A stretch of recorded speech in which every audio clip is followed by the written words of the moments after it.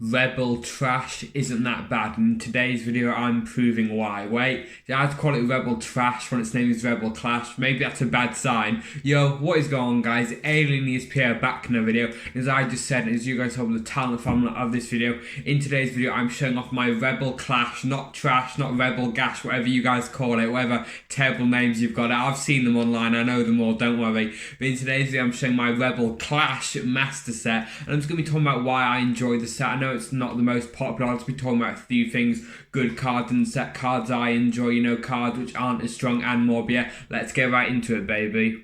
So yeah guys, here is my page number 1 of what a lot of people probably think is the number 1 worst set in the Sword and Shield era. Well, at least probably after Champions Path, but hey, at least Champions Path have a few nice shiny lizard dragons in there, if you know what I mean, the couple Charizards. Can't say the same about this set, however. So we do have page 1, some nice Gen 1 Pokemon. Cypher, he's pretty cool, nice Gen 1er. We do have some the Caterpie line, Butterfree's got a very cute episode in the anime where Ash unfortunately has to say bye to it. There's just some other cards. This will be a Ludicolo, and I cannot remember what this card is. I think it'll be a Grass V Pokemon, but I can't really remember. I do apologise for that. On page number 2, I also do apologise for this little gleam here. I'll try my hardest to show it, but it basically is impossible. If the camera's a bit more shaky as it usually is, it usually never shakes either on the table. That's because I do have to hold it myself. If I have the camera at the normal angle we have when opening and talking, you guys cannot see all the cards, and that's why you're here at the end of the day. So we have Rillaboom, probably the strongest Gen 8 Pokemon. We see Pokemon printing a lot of stuff for this card. We got the gold shiny first. We are seeing Inteleon getting a gold shiny. That appeared in the Japanese set Eevee Heroes, so I think it is safe to assume we will get that in our Evolving Skies. It does have a VMAX that will go there, and what goes there I think is probably another V. I can't remember. I do apologise for this.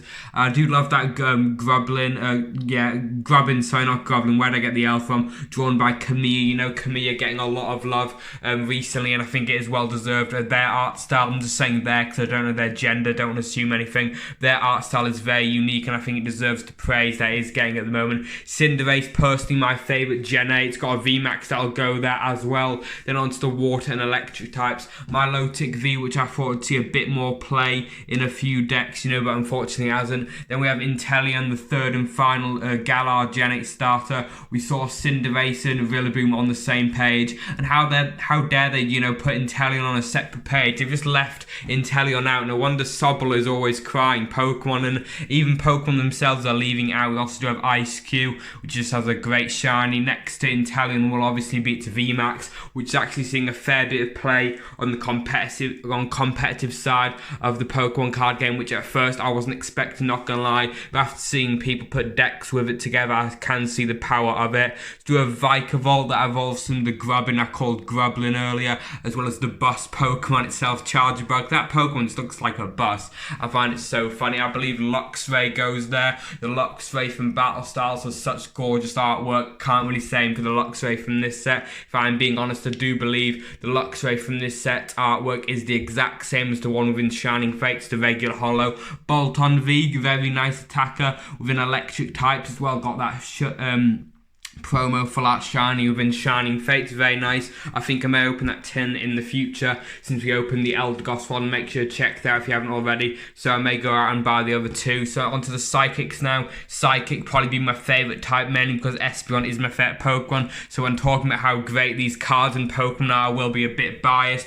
Dragapult VMAX. Dragapult is probably my favourite Gen 8 Pokemon. I know a lot of people think the same way, basic I know, but I think it is just a great Pokemon. It's got a great shiny as well. It's V and VMAX shinies were promos. We opened that box on the channel, so make sure to check it out if you haven't already, as well as its Crobat counterpart. Not only that, the Dragapult also gets a regular holo, which goes there. You guys will be seeing a lot of gaps. That's because I did open a fair bit of Rebel Clash, however I can't find where I put the cards. I'm looking for them day in, day out, and when they do finally appear wherever I put them, they will fill in the binder loads. I didn't buy too much of Rebel Clash itself. On to the next page, by the way. However, On Darkness Blaze release, the set we are going for a mass set of, which is already on this channel, I do believe. Also pulled the Darkness Blaze Charizard VMAX on this channel, make sure to check that out. Back to what I was saying, when Darkness Blaze released, there was a promotion where if you buy one Darkness Blaze pack, you get one Rebel Clash pack with it. That was over in the rest of the world in Europe, and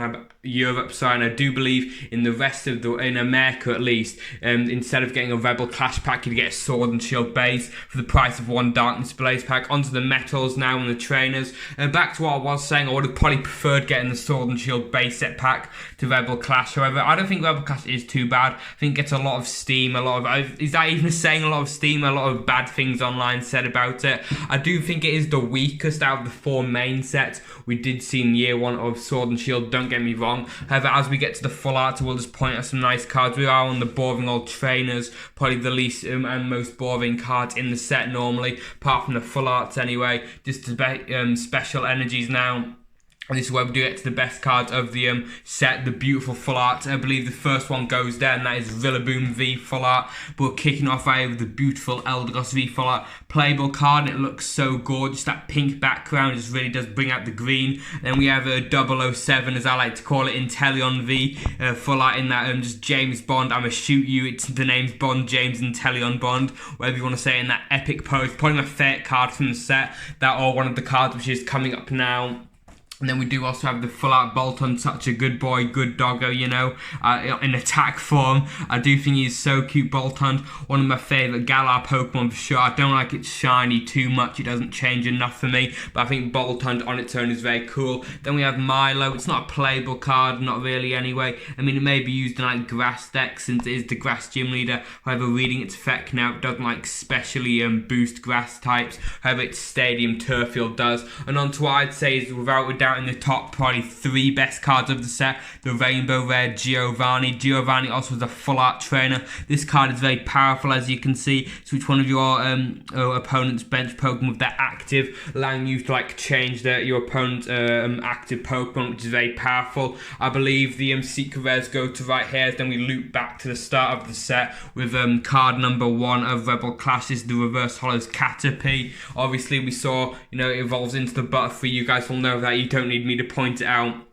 All the cards to point out as well. So we have Grublin. The Grublin, I just feel so bad for calling it the wrong name, but hey, I do apologise for that. We are at the Reverse Hollows now. It's got a few more Lombre. You know, you only do get 1 a pack. The Kamiya artwork on that Grublin there, very nice. If you guys notice with the sleeves how they're all different colours, that's because normally with my mass sets I like to have the silver back ones, the ones you do get in your Elite Trainer boxes and some other products. However, I ran out, so I just put them in. This is an example of the silver back, by the way. As you can see, the Gyarados, the back of that sleeve is silver, but I did run out, so just sleeve these cards in regular, like a random other colour sleeves, because I want them protected at the end of the day. So I did just like, when I do get more silver back sleeves in my hands, I will be going through all my master sets, changing out the cards which aren't in them, so hopefully that will be soon. It is a bit annoying for me, and I do apologise if it annoys you. If it annoys you, I don't blame you, to be honest. But yeah, I do apologise if there's any gleam on these Reverse Hollows as well, you know. Just got a few more here. Toxel, you do have to get one of every Reverse Hollow to officially complete a mass set, really. Thankfully though, you don't have to get 2 of each ultra rare, because that would be quite painful. Here is a Dragapult. You know, it's not the V or V Max I showed you guys earlier, but Dragapult I think is a cool Pokemon nonetheless. It's like a ghost dragon, probably my favourite Galar Gen 8 Pokemon. For common question of the day, let's go for what is your favourite card within Rebel Clash. Mine is probably either the Full Art Boss's Order or the Rainbow Boss's Order, simply because 1, Giovanni, recognisable character, and 2, it's a playable card. And I know a lot of you guys are thinking, well, realistically, a playable card probably won't add its long-term value, since it will eventually rotate out of standard format. But one thing I will show you when I am done with showing off the Reverse Hollows, because I don't want to disturb the flow of this, you know, just showing them off as I do talk about this. If you want to, in like 20 years, as long as there is a Boss's Order card, you could actually use Boss's Order Giovanni from Rebel Clash. Now, what do I mean by this? We are coming towards the end, so we're going to show you the final Reverse Hollows. The last card of the set being Reverse Hollow Twin Energy. It's always nice to have the last card of the set because you know where the binder officially ends. So if you want to fit another collection within one binder, you can do that because I know this is the last card within the set. Got some random evolution cards because I do plan on putting an evolutions mass set together eventually. So I decided to fit all the evolutions cards I could find here. I don't even know what all of them are. I know I have a lot more than this. I opened a fair bit of evolutions mainly because it was printed a fair bit. So I will have a lot more cards lying around somewhere. I'll probably be close to completing a mass set. So back to what I was saying about Boss's Order. As we can see, the card itself is called Boss's Order and its subtext is called Giovanni. This is the same with Professor's Research, you know, in Sword and Shield base set, another set I'll do a master set on eventually one. I'll get another binder because they're sold out everywhere the binders are, like the 4 pocket or 12 pocket a page one. But the thing is, essentially, it's the card itself is called Boss's Order, but Giovanni's just a subheading. So let's say in 20 years, as long as there's a Boss's Order card in format, it could be Archie, Morty. Wait, no, not Morty, Maxie, sorry. Morty's just a gym leader, isn't he, in Gen 2? You feel bad now, I've called him a villain. But let's say there is a Boss's Order card in the format 20 years later, we can still use this one since technically it is the same card. That is something we saw Pokemon implement in the Sword and Shield base set, and I think it's great. Because it helps cards like this, playable cards, some playable cards anyway, retain their value. Because we often see, you know, big playable cards which aren't very appealing to the collector fan base do often lose their value once they rotate out because they're only used in playability. However, this card will always be within standard format as long as Boss's Order is in standard format, and I think it will be for a while, if not ever, since it is a staple in many decks. And 2, Giovanni is a popular character, you know, Gen 1 villain. He is quite a cool guy, I must say, in his dapper suit. So that, you know, this card, as well as appealing to the collectors, also does appeal to the players, so I think that does make it such a great card.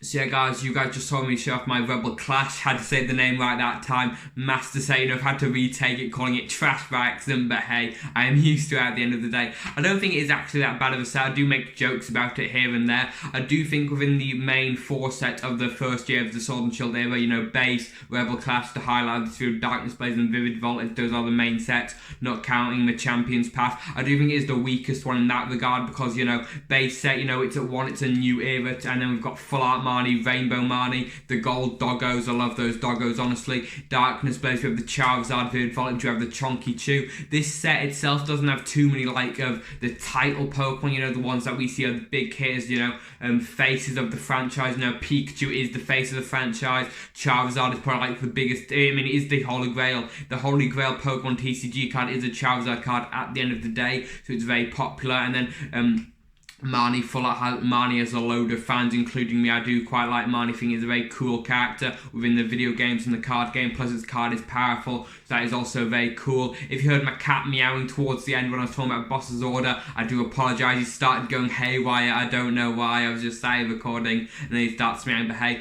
also super happy Chilling Reign release day. You know, if you guys managed to get your hands on any Chilling Reign, let me know in the comments what you're doing with it, cracking it open. If so, what pulls, keeping it sealed for a bit or for a long-term investment, or are you a scalper? If you're a scalper, why? Don't scalp, man, come on. But yeah, I will be getting my hands on Chilling Reign soon. Just couldn't get it on day one because what I did order has been delayed, but I think within the next week, hopefully it will be arriving. I think I've got a booster box on the way, so when that does arrive, that is getting cracked straight away because I want to provide that content towards you guys. But that is all for me in today's video. Make sure to answer comment question of the day. I've been Alien ESP. You guys have been the best. I mean, the best viewers on YouTube. I'll see you in the next time. Peace.